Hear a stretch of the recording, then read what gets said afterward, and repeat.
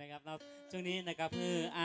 สอนใจบ้านกล้วยนะครับแล้วก็น้องขันคำขันแก้วโอ้ขันคำแล้วไปแล้วขันแก้วมังวานถึงแก้วถึงคำเนาะนะครับก่อนจะมาเตอะด้วยประสอบอย่ามือซิดนิ้วนะครับขอกราบสวัสดีนะครับคุณผู้ฟังทุกท่านนะครับเนาะบทนี้นะครับฟังจังซอของกูหนึ่งนะครับเนาะจังซอน้องใหม่นะครับบทนี้ฟังพี่ไอสอนไทยบ้านกล้วยกับน้องขันแก้วเมืองทานนะครับเนาะเจ้าวันนี้จังโซมาหลายคู่นะเจ้าเปลี่ยนกันไปสวัสดีท่านผู้ฟังที่อยู่ทางบ้านฟังโซอยู่บ้านต้านโควิดจังซอฮัดไม่เหมือนไก่ฮัดขันนะครัเจ้าบจังซอจะดีอยู่ที่คนฟังนะครับจังซอจะดังอยู่ที่กำลังโอ้กำลังใจของพ่อแม่พี่น้องบ้านเฮานะครับแม่ละเจ้า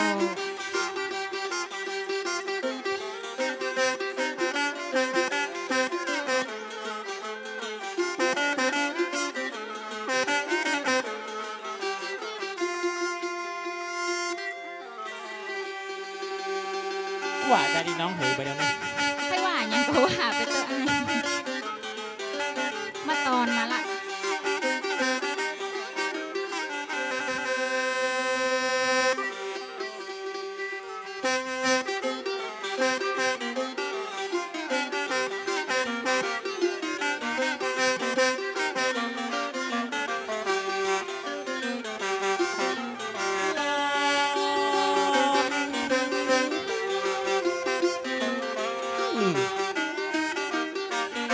สมัยอินเทอร์เน็ตโวไวเว็บดอทคอมมาเป็นเงินมาเป็นทองมันมาปอมีค่า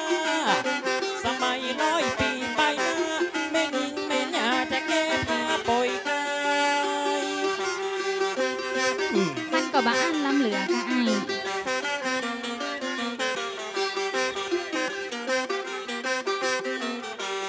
มวนเล่นสมัยอินเทอร์เน็ตโวไวเว็บดอทคอมเป็นเงินนะเป็นทองน้ำมันบะปอมีค่าสมัย100 ปีไปหน้าแม่หญิงแม่หญาจะแก้ผ้าให้ดู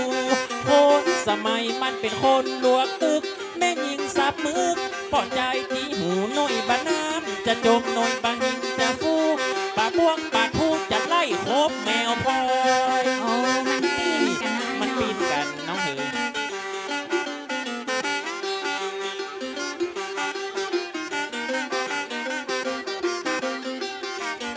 แม่ยิงกินเหล้าปอดใจกินเบียร์แม่ยิงเอาเมียปอดใจเอาผัวเป็นไปเช่นนั้น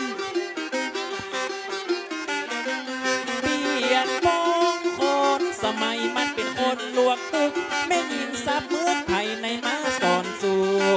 ปอดใจป้ากันที่หูตายแล้วกูลูกข้าหลานข้าปากันเอาสีลามมาย้อมผมแดงเตียวยินเตียวแรงขามอบขามาเป็นห่วงอนาคตหมู่แขกขายผ้าเขาจะได้พากันตก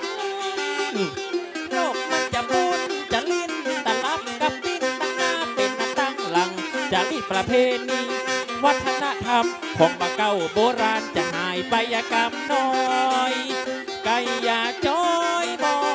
ยเหมือนดอยไก่ยาฟังนี่แหละน้องน้องและนายไม่มันให้ตื่นจ้างซอน้องเหรออาการกันวันนี้มันเข้า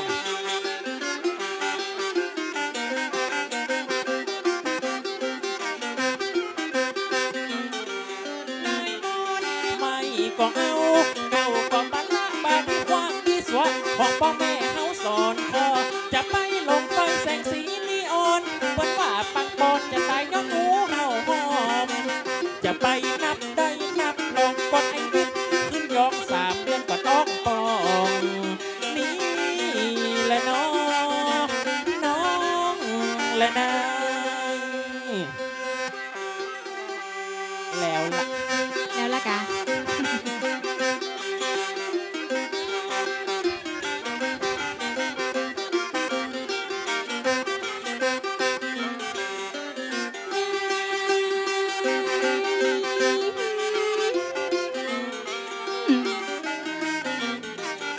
สมัยบาดเดียว งทรงฟิตวัยรุ่นหนุ่มสาวมอกราวที่จิตลิดแฟชั่นกำลังฮิตที่ดังจีหูแล่เป็นสาวสมัยอีกะเจ้า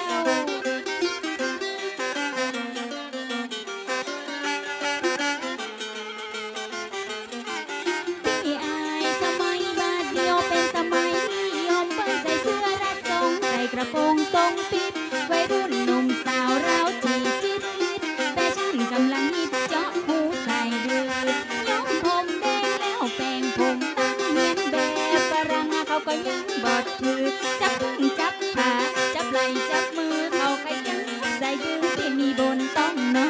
น แล่ยุบได้ป่ะบ่ได้เล่นบ่ได้ เล่นบ่ได้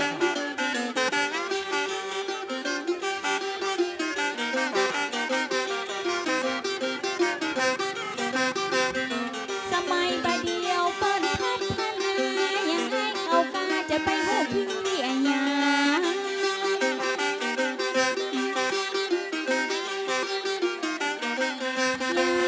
อันปัญหาตัวก็หาปัญหาตัวก็ให้จะไปเมาขี้ที่หักษาไว้ไทยอู้ยังอีมันไปถูกจาดใดยังบ่ตันสมัยก็เปิ้นเหียพองมีเงินแต่พอบ่ได้สบายเปิ้นกินบ่ได้กินเปิ้นย่องบ่ได้ย่องสมัยบ่เดียวเอาไปเทียบต่อก่อนเป็นสมัยอุ้ยมอนผู้ลุยสมัยบาดเดียวเป็นสมัยนิยมให้บ่เข้าสังคมบ่ฮู้จักเพื่อนฝูงก่อนจะกินเหมือนสมัยปู่ลุงหมู่เพื่อนหมู่ฝูงเขาตึงบ่พอหน้าอู้ยังให้เขากาจัดหน้าจะตันหักเลือดนี่และน้อและนาน้องและนา ไม่ว่าห้ามเลือดกับน้องเหย เอาว่าได้อ้าย ว่ากินอีกะ อ๋อ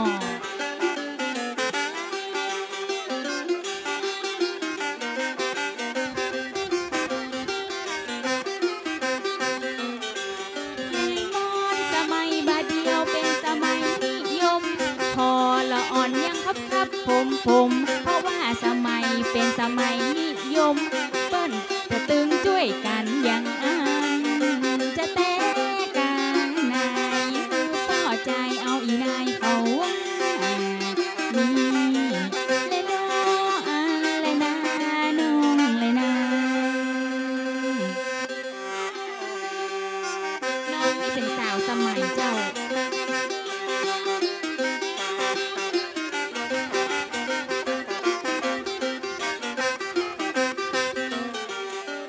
ร้อ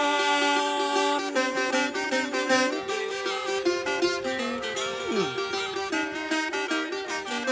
อย่าพอย้อนหลังก็ไปเมื่อ50 ปีน้ำมันตึงบ่มีแน่จะนุ่งเตียวเข้าเรื่องงานเต็มหน้าละอ่อนบ่เดียวบ่จ้างเกลียวนุ่งเสื้อใส่เดียวเตียวเคินขี้ปุ่ม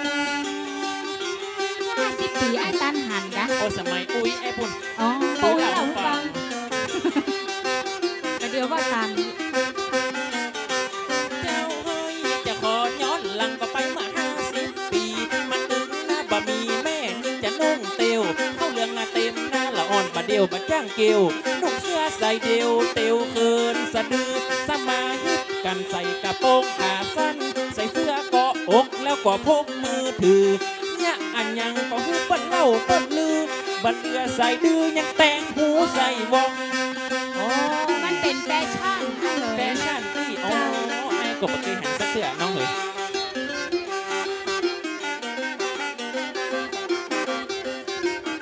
สมัยบัดเดียวเปิ้นพัฒนาการบ่เหมือนวงวานที่เก่าว่าห้อยลัง น้องคือว่าสมัยบาดเดียวเนี่ยดี ดังอันคือน้องแปลงใจตั้งใจยับบ้าน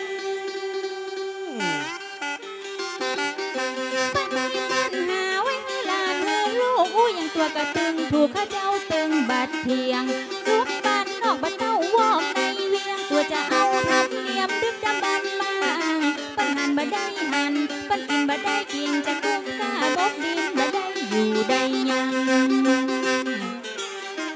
กิน ก็ใจนักก็ได้ง่ายก็ใจง่ายก็ใจนักเหลือได้ไอ้ว่ามันบ่ไหว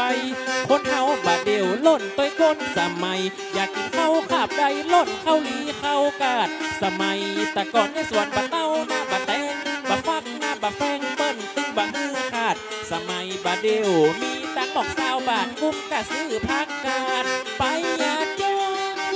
ก็อ้ายยังบ่ซื้อจีนล่ะบ่มันบะปอน้องเอ้ยสมัยแต่ก่อนนะมีตังบอก20 บาทจะกินนะจีนลาบนะกุ้งเลี้ยงทุกคนหลายจะกินนะลาบงัวก็จะกินนะลาบควายเส้นที่ก็สบายแกงอ่อมก็ยังได้สมัยบาดเดียวจะเลี้ยงคนหลายจะเลี้ยงลาบควายต้องไปแปะมาไว้ก็อ้ายยังบ่ซื้อเอาทีมแล้วสมัยบาดเดียวมันบ่เหมือนแต่ก่อนแก้สดแก้ผ่อนใครตึงบ่ว่ายังสมัยบาดเดียวเป็นว่าดีเหมือนกันคนไหนบ่มีคนนั้นบ่มีแน่ตึงก็บ่ว่าสูบน้ำห้องสีตู้เย็นทีวีแผ่นพันเสื้อผ้าแก้สดแก้ผ่อนตึงบ่มีไผว่ามันแล้วแต่คนมีตังบ่มีตังก็ผ่อนได้สมัยบาดเดียวบ่มีเงินสักบาทล้นเข้าในกาได้จะเอาไอ้ยังจะเอารถเครื่องหรือรถจักรยานมีเงิน5,000ดาว4 ล้อกัดได้สมัยบาดเดียวน้องถึงว่ามันดีเปิ้นมีเฮาก็มีเปิ้นใจเฮาก็ใจเจ้ายิ้มเล่นน้องสมัยบาดเดียวตัวว่าดีเหลือแต่ก่อนมันมีของแก้ผ่อนไอ้ว่าดีเหมือนกันเวลาไอ้มีไอ้ก็ฮือกอบปันเดือนใดหาบัตรนั้นจังเก่าหัวตั้งงอนอีน้องทันแก้วไอ้ว่ามันก็บ่ไหวเงินบ่มีสักใบแม่ของปั้นใจเหี่ยก้อนไอ้สอนชัยไอ้ตึงไข่ขอร้องไอ้ก็กลัวเปิ้นยึดเอาของนายบัดได้โอ้ใช้ก่อนผ่อนที่หลังจะดีวะดีกะบ่มีเหมือนเปิ้นจะไปแยะอย่างเปิ้นบ่มีเหมือนเขาจะไปแยะเหมือนเขานับได้นับเปียนับได้นับเอาจะมานั่งเหงาละเมื่อลูนปูนลาสตังตัวบ่มีไปแปะรถเครื่องมาเอ็นไอ้กลัวมันเมนเหมือนกับอุ้งหาไอ้ยังเมนไอ้ที่เสียงจีนมีลูกอันละเนาะยังไอ้สอนใช้คนบ่มีหัวคิดคนบ่มีเครดิตใหญ่ยังก็กลัวคนอย่างนี้จะเอามาเป็นผัวน้องก็กลัวบ่ได้นุ่งได้ยองสอนใช้ไอ้ตึงบ่เอาไหนมันก็บ่เหมือนกับสมัยแต่ก่อนยังบ่คิดทอดเช่นปอดเท่าแม่มอนมันไกลกันยังฟ้ามาดินมันก็ไกลกันกับน้องเหยคนละยุคคนละสมัยนะน้องน้อ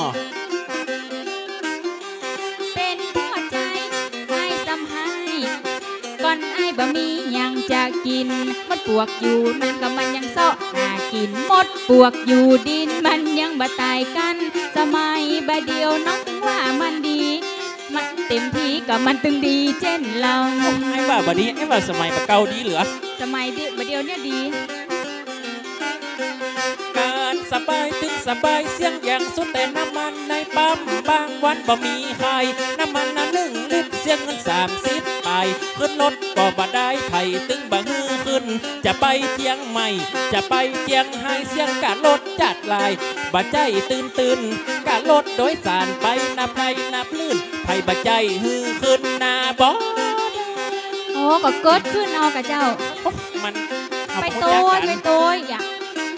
ทางรัฐทางบ้านเศรษฐกิจตกต่ำวันข้ามมาวันข้ามลาเขาโตเถียงกันประกันเดือดร้อนก็เรื่องน้ำมันการรถโดยสารกันได้ก็เลยขึ้นนะตัวมาอวดว่าสบายสักวันจะซิบหายเพื่อความบะมึง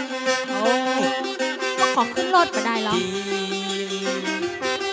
อันละเนาะสมัยตะก่อนลูกบ้านเราไปเชียงใหม่กว่าจะไปถึงได้ก็อิดหล่อล้มหลอดตายหาป่วยหาเปียดแล้วเป็นละวุ่นละวายหาตาสบายน้อยเดียวตึงบ่ได้เดินตังนอนวันนอนคืนใครจะไปตึงอย่างสอนชัยพี่ไอขึ้นห้วยขึ้นดอยปีนปอใกล้คนต่างนอนวันนอนคืนธรรมชาติแล้วน้องเหยข้ามไหนนอนหันมันถึงหวานหรอ เข้าไปตัวเหี้ย โอ้ มดเนี่ยก็นึ่งขนาด จะมาซอนี่ออกบ้านมาไหน โอ้3 วันครับแล้วผมตัดมา ทำโมสังโฆเถอะสมัยบาเดียวไปปิกมาปิกพอสีรถทิพเดียวติดกันเป็นพื้นเปิดวิทยุสุดวันสุดคืนก็สนุกคุกคืนตึงรถใหญ่รถน้อยให้ว่าขี่รถเมล์ก็ไปขี่รถไฟแสนที่สบายจะเอาอย่างใดพี่น้อย เลือกได้สบายมาก หันว่าได้สบายขี่รถเก่งรถจิบพ่องก็เอาชีวิตมาหล่อล้มหล่อตายคนเฮาบาดเดียวหันแต่ความสบายพ่องเอากันไปไต่บ่ต้องมาอวดฉลาดตัวยังกับบพอเขานั่งซื้อพิมพ์ตามวิทยุโทรทัศน์ประกาศ ว่าใด คนเฮาตายย้อนความประมาทตึงบอกว่าเจ้าใหญ่ยานะโอ้ อันนั้นเขาเมาแล้วครับลูกตายอะกัน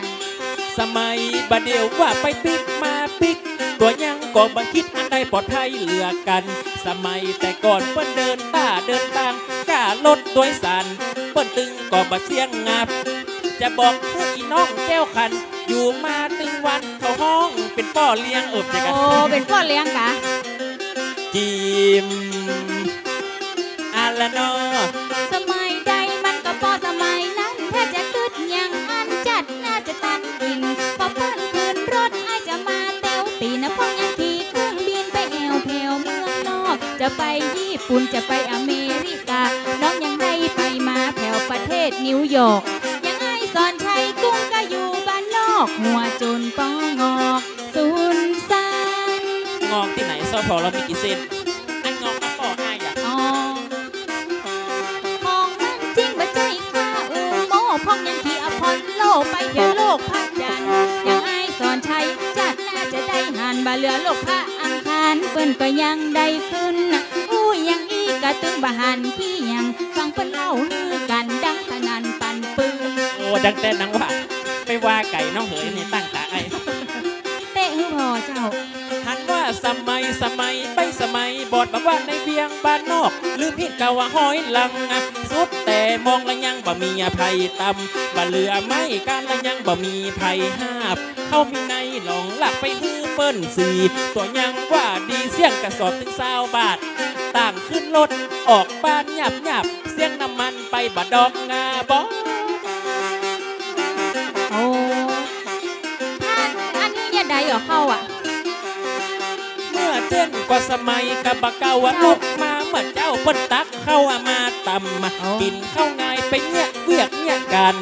รไทยการมันเปิ้นยังเลี้ยงกันกุมการยิงป้องการยิงการใจป้องการใจเปิ้นก่อนยังกว่าสมัยเลี้ยงลูกลายลุ่มอ่ะโอ้แต่ก่อนเป็นเส้นตังจีม ตามเมาอีก ลูกลายลุ่ม สมัยบาเดียวเป็นสมัยไปยุคคนรวยกับคนตุกปันตีตัวเสมอกัน สมัยบาเดียวมีดนตรีและหงหนังถึงจะเปลืองสตังค์ให้บัดท่าไปห่วงดูดังดีพอดนตรีดังถึงจะเสียงสตังค์เสียเพื่อความม่วน เสียน้อยเสียนิดบัดต้องคิดต้องห่วง เสียเพื่อความม่วนความงัน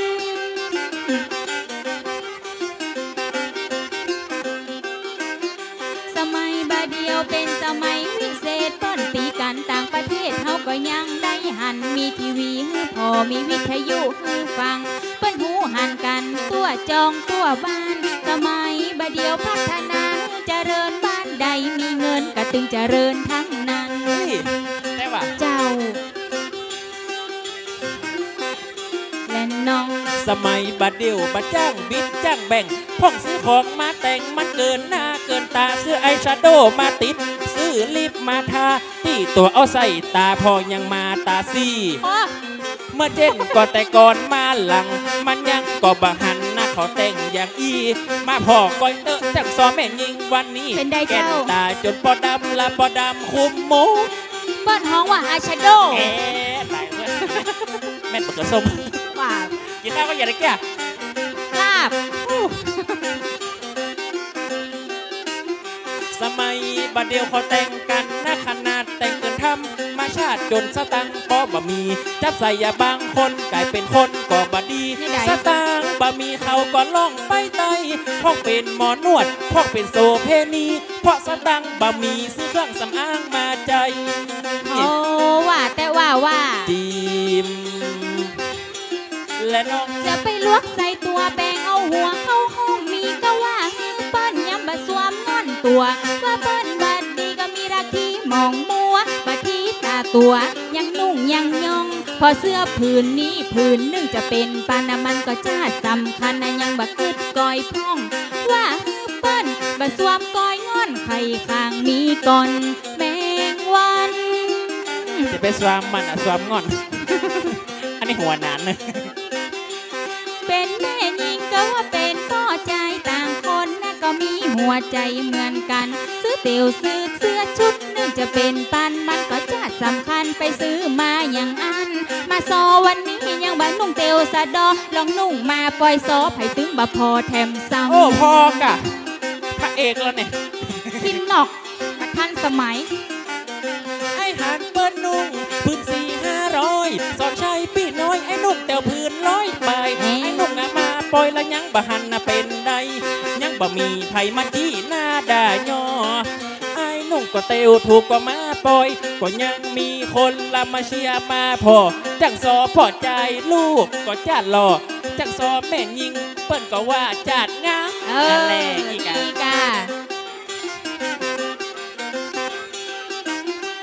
หันไอซอนใช้น้ำมันบะลออย่างเขาว่าตีมีละมันจังจีกินมันผ้าถูกผ้าแป้งบะใจเรื่องสำคัญถึงตัวไอ้ดำแต่ใจไอ้ยามันเขาว่านุ่งเหมือนเขาแต่บะแป้งเหมือนเขาเพราะเสื้อของเขาซื้อ3 ผืนลอยทำโมสังโฆไอ้ซื้อ3 ผืนลอย3 ผืนร้อยเอาละแป้ง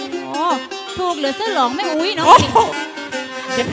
เสื้อหลองไม่อุ้ยน้องยังผืนก็199ก่อน199อีกและน้องยังตัวมันเกินหาความเจริญได้ยากลวกตากำปากในใจแต่บาดตามเพิ่นไอยังบะหันดีหันงามคนหัวโบราณบะตันได้หูดเน่าสู่เกิดมาป้าสมัยปัจจุบันจะไปมันยังเรื่องสมัยก็บะเก่าก็บะกลัวเปิ้นเปิ้นเล่าว่าเป็นคนหัวโบราณบ่เป็นยังน้องเหยไอ้ถึงเต็มใจบ่าวบะเก่าหรอกบ่เดียวมันต้องได้สามัคคีที่จริงยุคใดมันก็ดีเหมือนกันซื้อเตี๋ยวซื้อเสื้อสมัยปัจจุบันกระจาดสำคัญเขาเอามาเกิดตะว่าวันซืนตัวบะใจตันหันเดียวเปิ้นก็จะว่าอ้ายนั้นอวดหูใครว่าหาว่าบะเก่าเป็นอย่างอันอย่างอี้เกิดตะว่าวันซืนนี่ตัวว่าเงาก็จ้างไผว่าใบก็จ้างเตอะ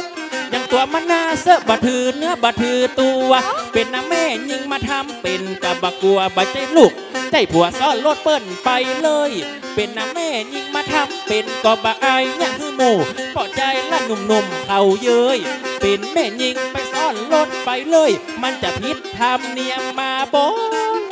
โอ้ก็มันจะไปเป็นอย่างมักซ้อนรถไปได้หรอพิษอย่างบะพิษเปิ้นทิมเปิ้นตำมาทำเป็นหน้าซื่อบันนึกว่าบ้านเมืองละมันมีคือมีแปรถึงเขาบายุบแต่ตาเขาก็แลมันตึงกันนักแกละแม่ยิงอย่างสมัยแต่ก่อนเปิ้นถือกันจะตายถือเป็นเรื่องน่าอายบัดใจเหมือนสมัยนี้เป็นอย่างไงบัดใจเหมือนสมัยนี้สมัยแต่ก่อนเปิ้นตึงถือกันแต่เจนพ่อเจนแม่เปิ้นถือพี่ถือสางสมัยบาเดียวน้องว่าบ่สำคัญมอกยุบมอกกำมอกตำมอกลูบอายังบ่พอหมู่ดารานั่งเขากอดวันกันจูบมอกยุบมอกกำมอกตำมอกลูบมันเป็นเรื่องธรรมมาดาแต่ว่ายุบได้กำได้มาเป็นยังไปยุบหน่อยไปยุบเพื่อมันถูกตีกะยุบไปเลยอ๋อยุบมือโอเคมือ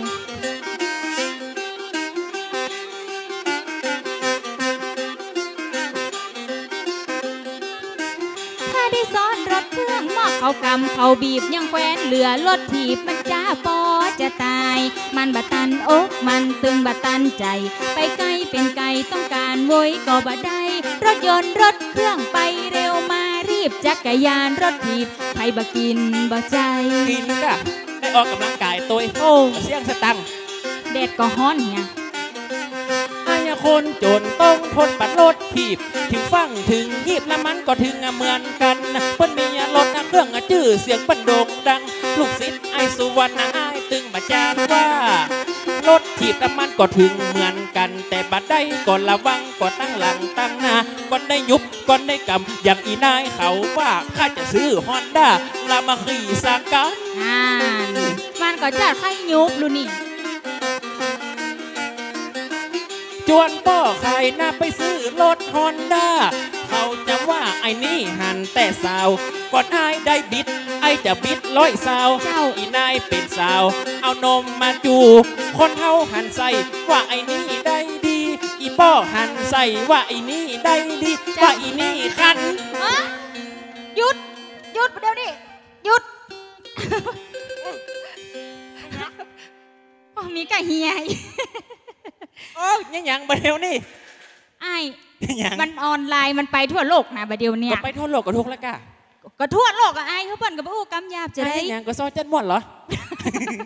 ยังบะเดียวนี้ก็ตัวอู้บะถูกตัวอู้กำยาบอ่ะเปิ้นห้ามอู้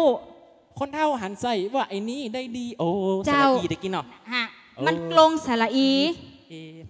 แต่คิดก็ไม่ได้ว่าแต่นะไม่ได้ออกเสียงเนี่ยนะก็บอกว่าปากมันมาฮั่นล่ะไอ้ว่าอีอะว่าใดคนเท่าหันใส่ว่าไอ้นี่ได้ดีเขาจะว่าสาวจีมาล้นโต้ยป่อเลี้ยงอีอะ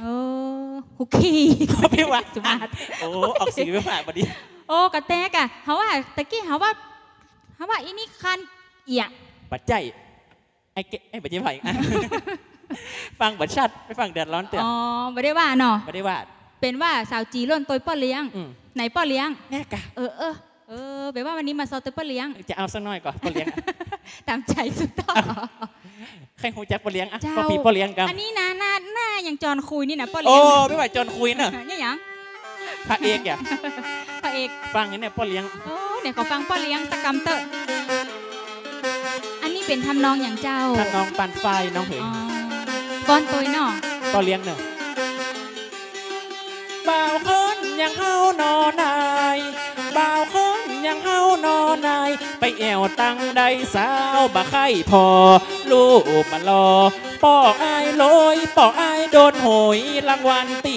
8การป่าแดดบอกฮือเมียทำกว่าเมียเฮาดำจะฮือนายซุปหมวกป่อบ่สวกแม่ก็ใจดีเล่าบ่มีเรื่องอันนี้ไอ้บ่เกี่ยวเป็นบ่าวเปียวมาเตียวลายกองอันนี้รับรองห้องเศรษฐีใหญ่โอ้เป็นพ่อเลี้ยงกะเจ้าพ่อเลี้ยงกันก็มานั่งใกล้ๆก็ได้แล้วอะไรมาแขวนหน่อยบ้านไอ้เป็นบ้านสองชั้นหลังโตบ้านไอ้เป็นบ้านสองชั้นหลังโตพออย่างบังกะโลละโอ้โหหลังใหญ่อยู่ตึงไก่อยู่ตึงคนจันตั้งบนเป็นตี้ไว้เข้าเปลือกดูตั้งเลือกตี้อยู่ตี้กินจันติดดินจะเอาเป็นตี้นอนไก่หมู่บ้านไอใส่แผ่วฟันทองหมาแม่ดองยังซุปแผ่วเกือบเป็ดปากเปิบยังนุ่งแผ่วเสื้อยีนขี่เครื่องบินแล้วเอาไปจ่ายตลาดซอย5 บาทเอากล้องใส่เพื่อมาจะซื้อนาฬิกาแป้งบะตอมเตียวโรยแต่โรยว่าให้ได้เกาเนอวันนี้ยังแควนได้กูท่องโรยให้เป็นเศรษฐีเมืองไทยให้เป็นเศรษฐีเมืองไทยปีแล้วขายลำไยได้เงิน7 กระสอบขายเฮ็ดทอบได้เงิน300,000ขายหอมแดงได้แหม200,000จีขายลิ้นจีได้แหม400,002ขายปลาต้องดองได้แหม700,008ขนาดขายแก็บได้ถึง800,007ขายไข่เป็ดได้แหม700,000 บาทเข้าไปกาดจะไปในเบียงยังซื้อถั่วเหลืองเอามาขายต่อมารวมกันพอก็ได้ถึง8 ล้าน2แต่ว่าไซนี้สหกรณ์เลยแห่2 บาทกึ่งเงาตายถ้าโมสั่งโคเขาก็อุ่นใจน็อกกระทุ้งกันเหรอยังขายอันนั้นอันนี้รวมกันได้เป็น7-8 แสนกระทุ้งแล้วกัน แล้วยาใดก็เลย2 บาทเกิง2 บาทเกิงเอาไหมยาใดอยู่ประเดียวบาทเนี่ยเกิงนั่นมันเป็นบาทคำเพราะบาทคำซอยนี่มันบาทสุดบาทคำบาทคำอย่างใดอย่างหมอทองคำอ่ะอ๋อทองคำ2 บาททองคำประเดี๋ยวนี้บาทตัวใดหูกว่าประเดี๋ยวเนี่ย25,000ประเดี๋ยวนี้ล้ำไปหมดละประเดี๋ยวนี้ไม่ได้ติดตามเกิน25,000แม่30,000ปุ่นน่ะโอ้แล้วไอ้มีแต่ใด2 บาทเกิงอ่ะประเดี๋ยวนี้กับพุ่นอากาศ60,000ปลายป่ะกะบาทละ20,000ปลายเนาะ2 บาทเกิงมันรวมกันมันเคยได้3,400กันเนาะใช่อีนักเรียนที่ไหนที่ว่าไปเลยเรียนมาจบนะมาจบอีเจ้าขึ้นป.6 จบจันป.2อีกเรียนป.6 2 เตื้อเจ้าโอ้ยวันนี้ยังแควนหน่อยเฮาก็อุ่นใจมาซอเตยเพื่อเลี้ยง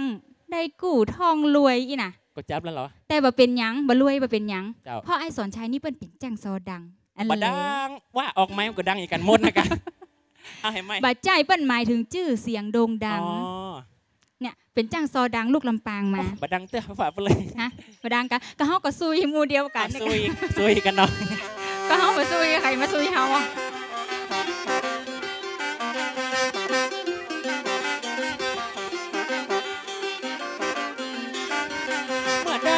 ปะเมื่อได้มาพบก่อนว่านายเป็นนกละไอจะพกใส่ตัง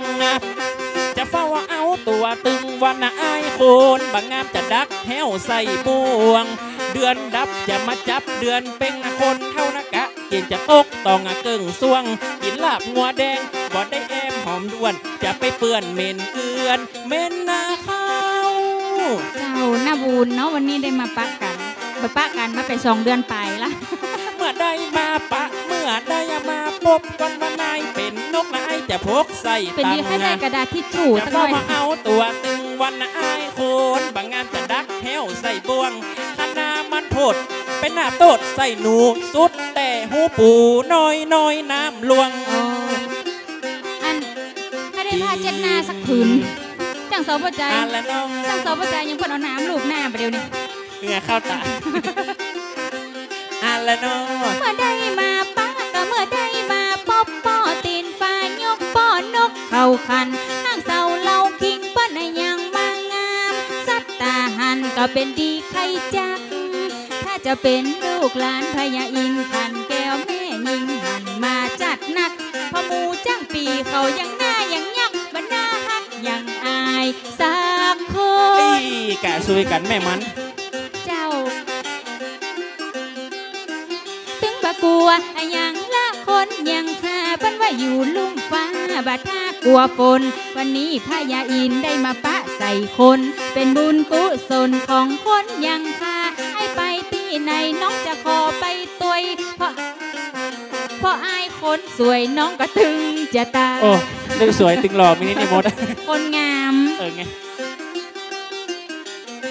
จังซอแม่ยิงน้ำมันก็มีภาพควายลำปูนเจียงใหม่เจียงให้ถมทองกำซอก็บังคับขึ้นก่อนลงก่อนเสียงกับบวอนเหมือนในมอนน้องเนาเปิ้นเป็นจ้างซอนะไอ้ก็เป็นจ้างซอบ่ใจมายกย้อนอูลมมาอูเป่าจับบางพ่องซอลืมกำขี้เก่าถึงบ่เหมือนยอดเจ้ามาอะไรอีกอ่ะจับมือกันได้สมานฉัน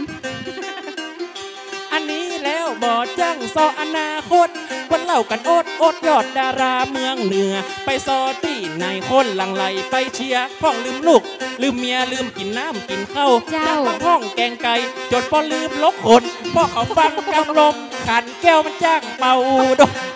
อันนี้มันอู้ย่อละเนี่ยจิมและน้องพี่น้อยสอนชัยตัวเป็นจ้างซอเด่นเขาว่าอายซอเก่งฟังไผตึงบ่เหมือนพี่ตายจันติดก็ยังบ่เปียงคำมูลสันเมืองก็ยังบ่เต้าพี่ตายสีพ้นตำบลสันป่ายังพี่ตายสีดำมาซอลืมกำที่เก่าเสียงไอ้ก็ดังเหมือนอย่างแน่เป่าฟังเหมือนมาเฮาโตยก็เฮานั่นมันหมาแล้ว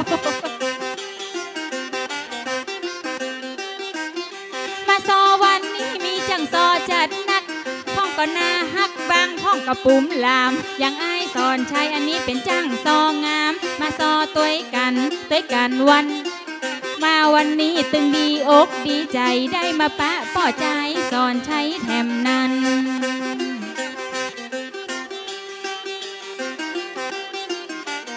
เสียงตัวก็ดังน้ำตัวนักก็ปุ๊เก็บกำมาซอจุก็ยังว่าเข้าใส่ให้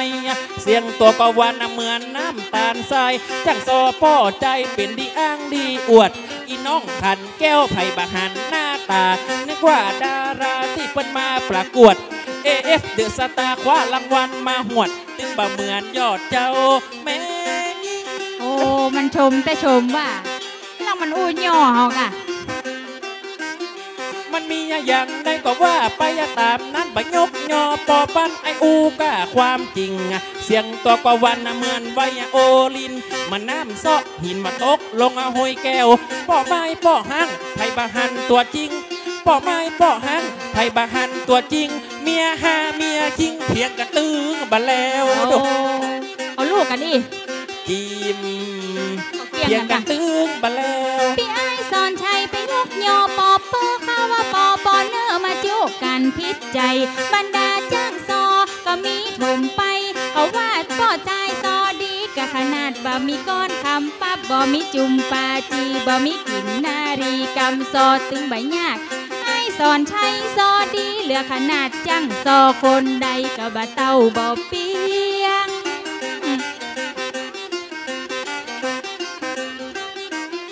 วันนี้โชคดีนะบุญมีพี่โพดได้มาห่วมขันตกปะคนมีชื่อเสียงต่างว่ามาฮัดต่างว่ามาเฮียนจะไกลจะเคียงเปิ้นแต่ก็บ่ได้ก่อนอายไปไหนน้องจะขอไปต้อยเอ็นดูคนเฮงสวยอย่างตัวข้าน้องไทยแม่นแหละเจ้าอีน้องอาคันแก้วตึงโซดีก็ขนาดคันลงมากำปากน้องมีเสน่หาเพิ่นเล่าว่าลือกันนะเหมือนจ้างสามงากิริยาวาจาน้องก็งามน่าสะอาดมาพ่อกอยหน้าเหมือนนางฟ้าจำแรงขึ้นมาแสดงก็งามขนาดพี่น้อยอย่าสอนใช้อย่าใจตกอกอาขาดงามมาเหมือนนางหูกบาดของนางสีดาโอ้มันย่อเฮาแต่รุ่นเนี่ยแม่ยอดกันละยา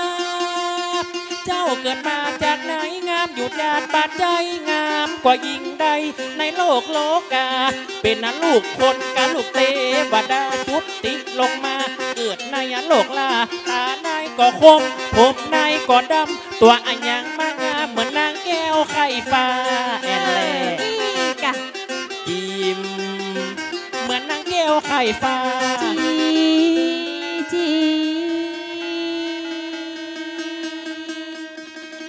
ดอกบัวและซอนป้ามันจังมาบานซอนซุนกากอกและกาแหน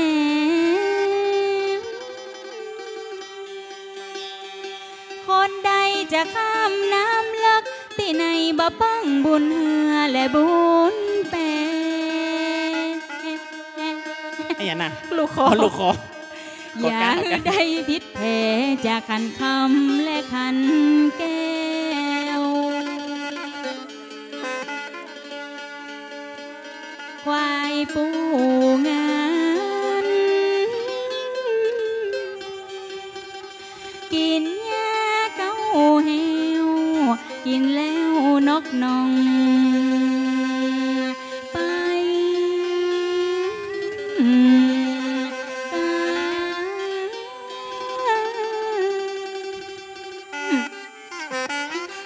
ลิ้วดีท้อง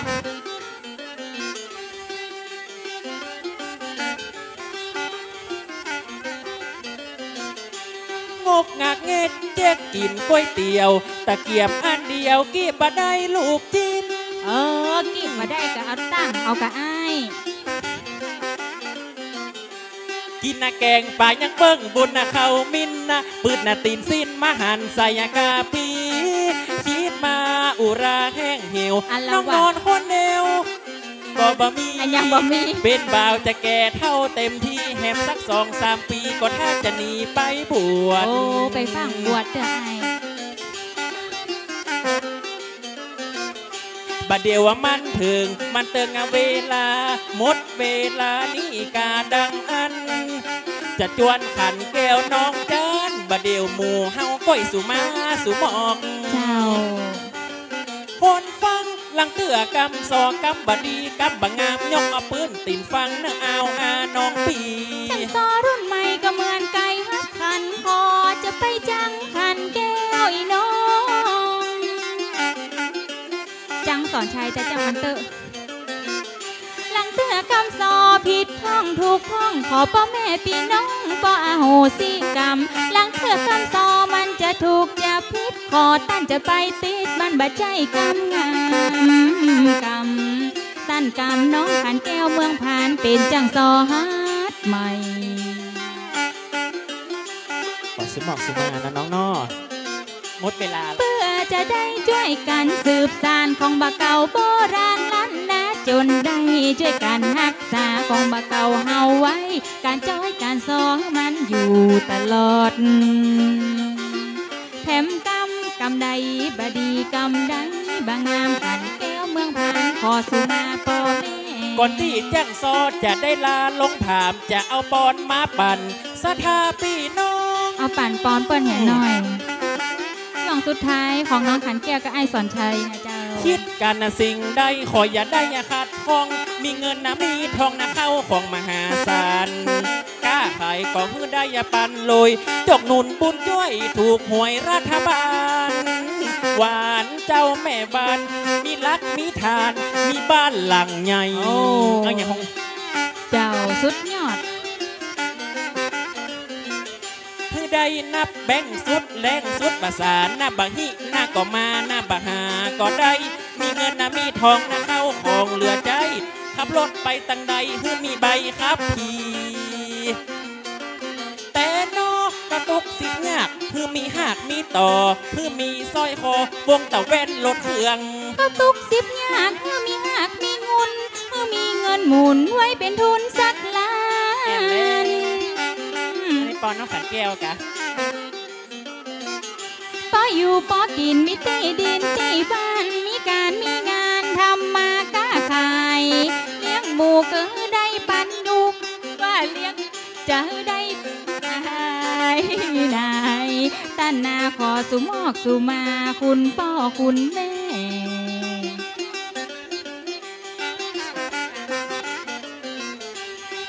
วันนี้มากันหลายคนจังซ้อหมู่เฮาช่วยแหนช่วยแห่ขอพระคุณคุณพ่อคุณแม่วันนี้แต่เฮาขอลาไปก่อนวังบทบาทนี้จะขอโป่งลงวางสุขสบายงามเป็นของพี่น้องตึงหมู่เลยหวังขอบคุณเจ้าขอบคุณครับนะครับเราขอบคุณนะสำหรับน้องสอนชัยกล้วยแพะขันแก้วมองพานถูกแล้วนะครับมาห่างมาตัวกันเนาะถึงขันแก้วขันคำเลยครับวันนี้เนาะนะครับขอบคุณนะครับจังซอรุ่นใหม่นะครับผมยายก็ขาเป็นเนฟกันลูกโอ้ตาแดงเดี๋ยวอย่าเป่าเฮ้อลุงมียากะลุงมียากะยาผงแดงแกไม่ยานี่แหละครับหลายๆท่านที่เคยหันซอนี่ที่เคยหลายๆคนเอาไปเฮียนโดยของพ่อครูศรีทวนสนน้อยเขียนไว้ตอนนั้นเลือกเกิดแน่เลือกเกิดแต่คำซองามขนาดเลือกเกิดในเฮาตึงตุกใจนะเกิดเป็นอย่างก็บ่ได้นะแม่นก็เกิดเป็นม้าช้ำอิดอย่างนี้กะหากเกิดได้แต่ในดังมุ่นใหม่ส่วนปอดตัวใจค่อยไต่เกิดไกลกับน้องคนงามแม่คำปั๊บใต้ทุกจัดไปขอปบค่อยเกิดเป็นลมปัดโฮมสมทบเพื่อหวานอบอ้อมไก่นางค่อยเป็นวีน้อยที่คอยแสงค่อยเป็นหนแตงฮื้อนางไต่เต้าค่อยเป็นอาพรสีอ่อนบ่เศร้าฮื้อสีนกยาวแนบเนื้อปิดปทุมมาฮักษาลังเลือกันหมู่เจ้าพมรค่อยเป็นไฮน้อยคอยติดแจงหมอนก้นดึกอ่อนจอนขึ้นหล่อนแต่แก้มใครเป็นดินสอชะลอแต่งแต้มเป็นปิ่นแซมเกตน้องใครเป็นตุ้มหูหมูสายสร้อยกองเพื่อตกแต่งย่องขอนวลใครเป็นคันธรถมดยศหอมหวนลมไล่เนื้อนวลอบอวนตัวเจ้าเหอไปไหนล่ะไปห้ามรางวัลไปห้ามรางวัลเมินเกินนะตัวว่าเมินแบบสาวป้อบอยู่อ่ะว่ากำเดียวก็เอากันมาเทมึงมันต้องไปมึงว่ามึงอย่างใหญ่น่ะโอ้กูก็ลืมไปขันแก้วมาตั้งหน้าเพครับอาจารย์ซอกู้ถัดไปนะครับผมเนาะกับมหกรรมงานซอ งานซอเซยโซครับผม ซอเซยซอโซ เซยซอโซครับ วันนี้ได้รับเกียรติจากแจ้งปีแจ้งซึงบรมครูโดย ครับผม นี่ครับ ไอ้ พ่อครู พ่อ ดวงจันทร์ ครับ หานแก้ว วันนี้มาเป็นกำลังอกกำลังใจ จะมาอันนี้เอาเนาะนะ ครับผมนี่แหละครับอมไว้ก็หายใครไว้ก็อยู่ ครับผมตั้งหน้านี่เป็นกำลังงาน ครับผม ของสมมนาคุณ มอบของนะครับข้าวตะกี้ปูดก็